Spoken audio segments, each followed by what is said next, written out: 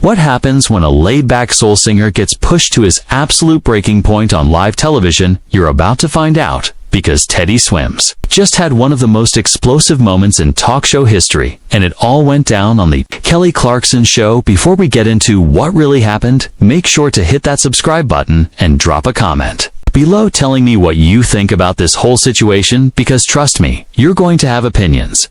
It all started with Teddy Swims walking onto the set, smiling, ready to talk about his music, his journey.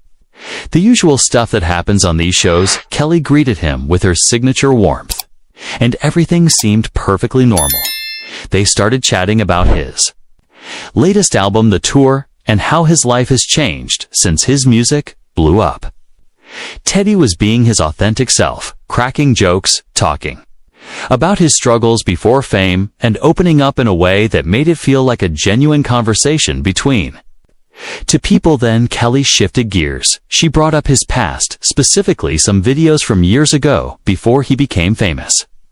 Teddy has always been open about his journey, working regular jobs, struggling to make ends meet, doing whatever it took to survive while chasing his dream. But Kelly started digging into some specific moments, showing old social media posts and videos where he was trying to get noticed, doing covers, being over the top, doing whatever it took to break through. Teddy laughed it off at first, saying, "Yeah, I was doing whatever I could to get people's attention. I was hungry. I was desperate to be heard, and I'm not ashamed of that." Kelly nodded, but then she kept pushing. She pulled up one particular video on the screen behind them, and Teddy's expression changed. The energy in the room shifted. Kelly asked why he was acting a certain way back then, why he seemed so different, and Teddy took a deep breath. He said, "I was different because I hadn't found myself yet. I was trying to be what I thought people wanted me to be. I was performing even when the cameras weren't rolling because didn't know who I was allowed to be." Kelly responded, sounding supportive at first, but Teddy wasn't letting it go. "I've evolved because I finally feel safe enough to be myself. I've evolved because I'm not starving anymore. I'm not worried about rent. I'm not panicking about whether anyone cares about my voice. That version of me was desperate. This version of me is free." There's a difference. Kelly tried to move on, asking about his songwriting process, but the vibe was off. Teddy's answers were shorter, less animated. Kelly noticed and said, "I don't want you to think I was attacking you earlier. I just think it's important to acknowledge all versions of ourselves." Teddy looked straight at her and said, "I do acknowledge all versions of myself, every single one. But what I don't appreciate is someone implying that I'm not authentic now just because I was struggling then." The audience fell silent.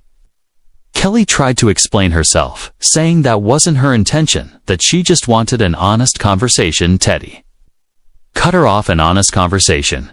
You want honesty? Let's be honest. Then you brought me here to talk about my music, my album, and the message I'm trying to share with people who feel like they don't belong, but instead, you're showing old videos of me when I was broken, when I was trying anything to survive and questioning whether I'm real. Do you know how that feels?" Kelly looked taken aback. Teddy said celebrating my journey would mean talking about where I am now, not dissecting who I was when I had nothing. Kelly apologized, saying she meant no harm. Teddy nodded, but he was still emotional, saying people love a struggle story until the person actually makes it out of the struggle. Then suddenly, it's like, let's make sure you remember where you came from. Let's make sure you're still humble. Let's make sure you haven't gotten too big for your boots, and it's exhausting. Kelly tried to relate, but Teddy wasn't done. He said, "Do you though? Because you've been famous since you were young. You won a competition and became a household name overnight. I know you worked hard, but you didn't spend a decade being invisible. You didn't spend years wondering if anyone would ever care. So when you sit here, question my authenticity because I'm not the same desperate kid I was 5 years ago, it hits." Teddy pauses and says different. The audience was completely silent. Kelly looked uncomfortable, but was listening and said, "You're right. Our journeys have been different, and I can't fully understand what you went through, but I brought those videos up Because I thought they showed your resilience, your determination. I didn't mean for it to feel like an attack.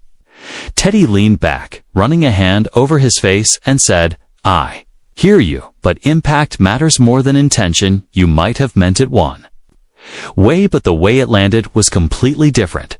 That's what people don't get about these conversations when you've been through real struggle. When you've been looked down on, told you're not enough over and over again, you become sensitive to anything that feels like that same energy, even when it's wrapped in a pretty package. Kelly nodded, now visibly reflective, and said, I never thought about it that way. I can see how that would bring up a lot of feelings. Teddy softened slightly and said, Look, I'm not trying to make this a big thing or make you the villain, but I think we need to talk about how we treat artists, especially artists who came from nothing. Teddy takes a deep breath and says there's this weird thing where people want you to stay grateful to the point of being small, like yes, be thankful, but don't get too confident, yes, celebrate your success, but don't forget you were nothing before this, and it's toxic.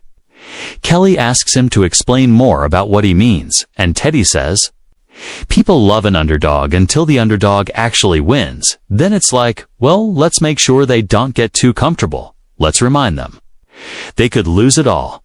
Let's poke at their insecurities and call it keeping them grounded, but what it really does is keep people in a constant state of anxiety, never fully able to enjoy what they've worked for, because they're always waiting for someone to tell them they don't deserve it. Kelly sits with that for a moment and says, that's really powerful. I think you're speaking to something a lot of people experience, not just in the entertainment industry. Teddy nods and says, absolutely, this isn't just about music or fame. It's about how we treat anyone who rises above their circumstances. There's always someone ready to question if they've earned it, if they're still the same person, or if they've changed for the worse. Kelly then asks, so how do you deal with that?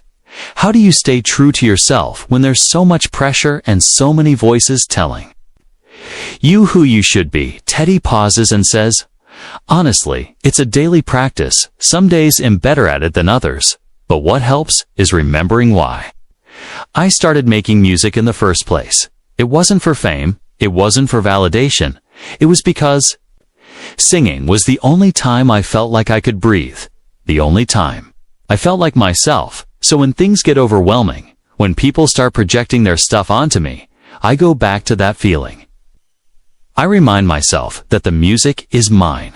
The message is mine, and nobody can take that away from me unless I let them. Kelly responds with a different tone now and says, I think I needed to hear that too, because even though my journey was different, I still deal with people questioning my choices, my authenticity, whether I'm still real, and maybe I projected some of that onto you without realizing it. Teddy's expression softens, and he says, we're all dealing with our own stuff. I get that, but that's exactly why we need to be more careful with each other. We need to ask ourselves, is this question I'm about to ask coming from genuine curiosity or from my own insecurity? Is this conversation going to build someone up or tear them down? The audience starts to clap, not the polite applause you usually hear on talk shows, but real heavy applause, people responding to something authentic. Kelly waits for the applause to fade, then says, can I be really honest with you right now? Teddy nods and Kelly continues, I think part of why I approached this conversation the way I did is because I've been feeling disconnected from my own authenticity lately. I've been doing this for so long, and sometimes I wonder if I'm asking the right questions, if I'm still connecting with people the way I used to. Maybe I was trying to create a moment instead of having a real conversation, and that's on me. Teddy looks surprised by her vulnerability and says, I respect you for saying that. That takes courage. But here's what I'll tell you, the moments that matter aren't the ones you manufacture. They're the ones that happen when you stop performing and start being present. And I say that as someone who spent years performing even when I wasn't on stage. Kelly nods slowly and asks, so how do I get back to that? How Do I stop overthinking and just be? Teddy leans forward, fully engaged, and says, "You stop worrying about what the moment is supposed to look like, and start paying attention to what's actually happening. You listen, really listen, not just to respond, but to understand. You let go of the script in your head and follow the flow of the conversation, and most importantly, you remember that the person sitting across from you is a human being with feelings, a story, fears, and dreams, not just content." For your show, Kelly takes that invisibly moved and says, "You're right, and I'm sorry that I made you feel like content instead of a person." Teddy nods. "I appreciate that. And look, I know this is your job. You have producers, writers, and a whole team trying to make good television, but good television doesn't have to come at the expense of someone's dignity. You can have compelling conversations without digging into people's wounds." Kelly agrees. "Absolutely. I want to do better." She pauses, then asks, "What do you wish I had asked you instead? What conversation do you want to have?" Teddy thinks for a moment. "I wish you had asked me about the moment I realized my voice mattered. I wish you had asked about the people who believed in me when I didn't believe in myself.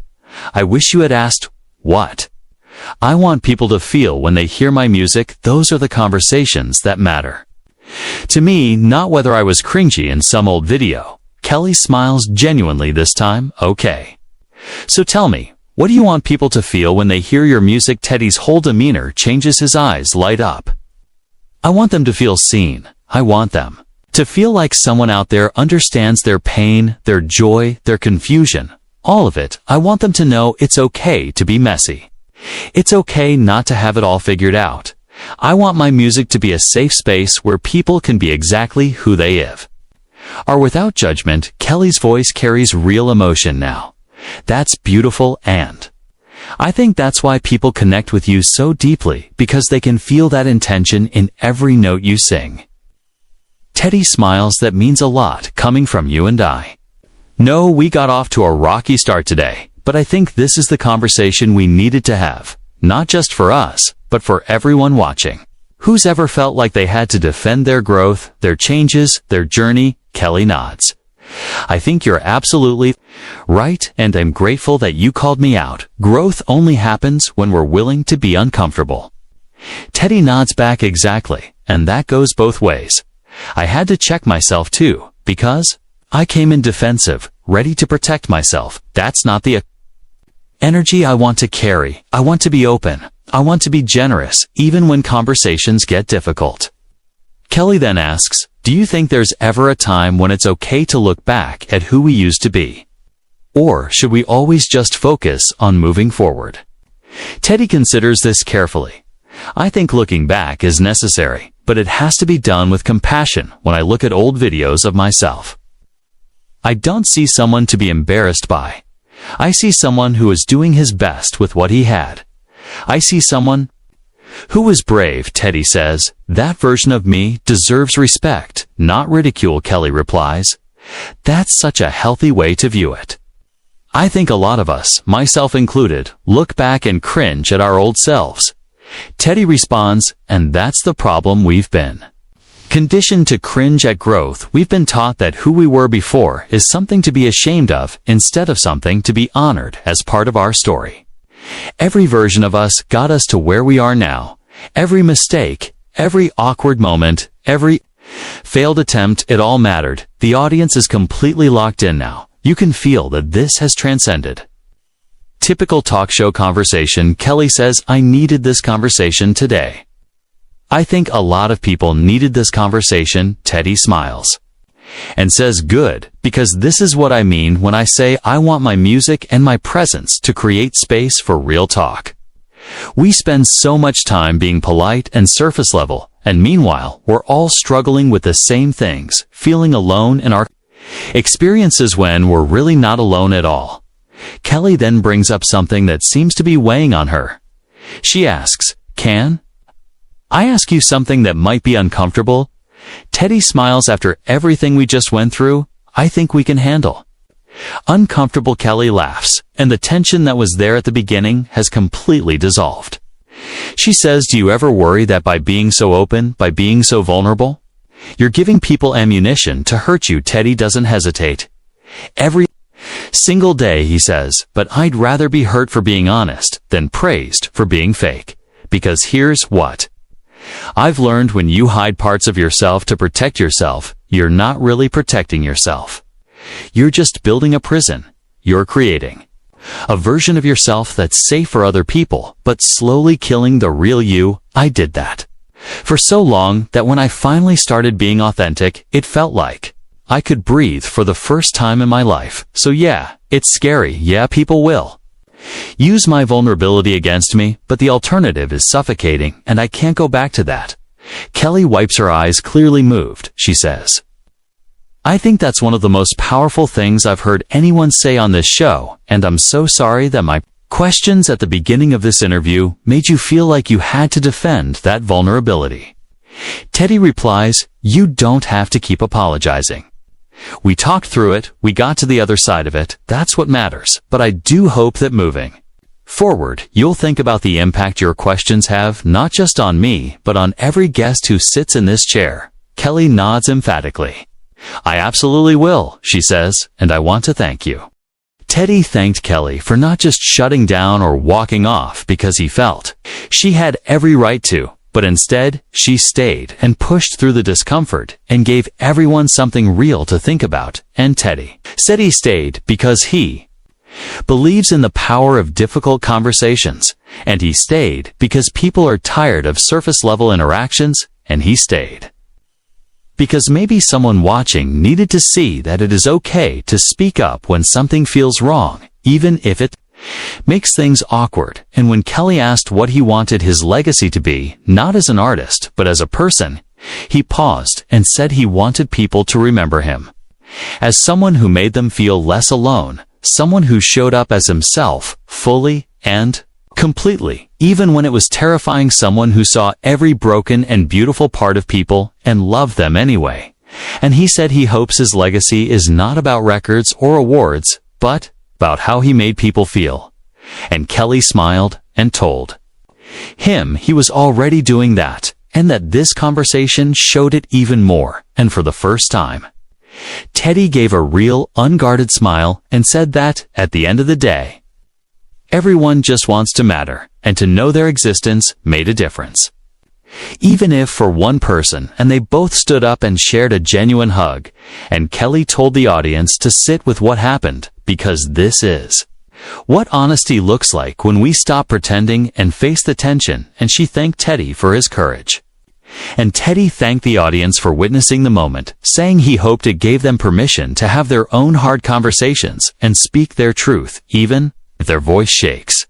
And Kelly added that growth is messy and change is uncomfortable, and that evolving as people and as a society requires sitting in that discomfort and calling each other out and in with love and respect. And Teddy agreed, saying the goal is never to tear each other down, but to build each other up, to challenge each other to be better, and to hold each other accountable while holding space for each other's humanity. And Kelly said it was the perfect way to end, and thanked him for being there and for the conversation. And Teddy thanked her for being willing to go there with him. And what began as a standard talk show interview turned into one of the most raw and real conversations seen on television in a long time. And I did not show up just to promote his music. He showed up to remind everyone that authenticity matters. That authenticity matters. That difficult conversations create real connection. And if this resonated, viewers should subscribe and share whether they believe Kelly was wrong for bringing up Teddy's past, or whether it was a fair question, and share their thoughts.